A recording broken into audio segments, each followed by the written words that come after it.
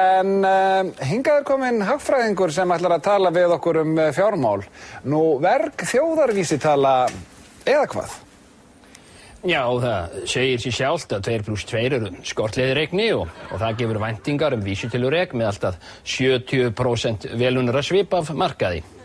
En fjárhagsvæntingar þjóðareikni líkans eða vildargrunns frá árinu 1947 ætlað að ná fram hámarks vísitækni 10.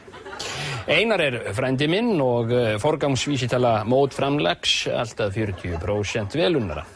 Labbi, Siggi Labbi, fjárgangur Kauphags 10.